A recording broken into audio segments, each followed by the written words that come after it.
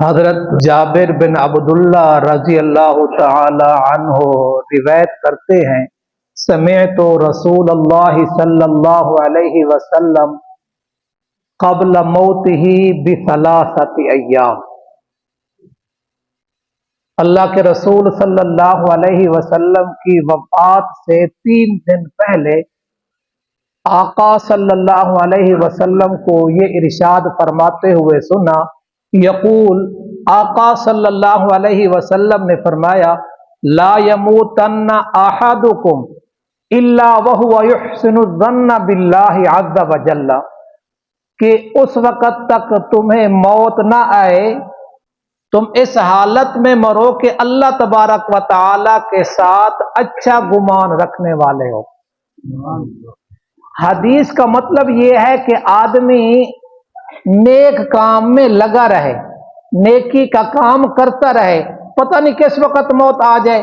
یہ نیکی کا کام کرنے والا ہے تو اس کو موت بھی نیکی کی حالت میں آئے گی، پھر اسی نیکی کی حالت میں اٹھایا جائے گا۔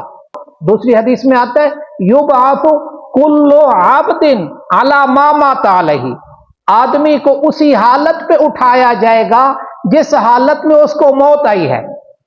تو پہلی بات اس میں کیا ہے کہ آدمی نیکی کا کام کرتا رہے۔ قرآن مجید میں اللہ تبارک و تعالی کہتا ہے، یا ایھا الذین آمنوا اتقوا اللہ حق تقاتہ ولا تموتن الا وانتم مسلمون، اے ایمان والو اللہ تعالی سے ڈرتے رہو جیسے ڈرنے کا حق ہے۔ یہ ایمان والوں کو کہا جا رہا ہے، ڈرتے رہو جیسے ڈرنے کا حق ہے، ولا تموتن الا وانتم مسلمون، اور تمہیں موت آئے تو اس حالت میں کہ تم فرما برداری کرنے والے ہو۔ اور دوسری بات اس میں یہ بھی ہے کہ اچھا گمان ہو۔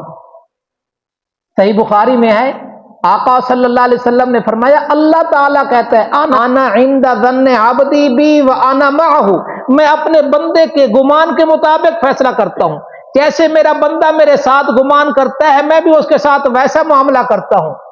اب ہمیں پتہ ہے، یقین ہے، روزی رساں کون ہے؟ تو روزی کا مسئلہ حل کرنے والا کون ہے؟ اللہ ہماری روزی کے مسئلے حل کرے گا۔ اور صحت دینے والا کون ہے؟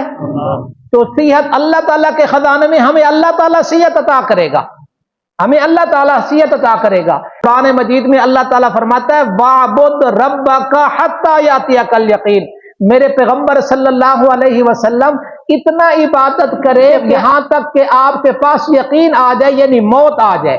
موت تک عبادت کرنی ہے، موت تک اعمال کرنے ہیں۔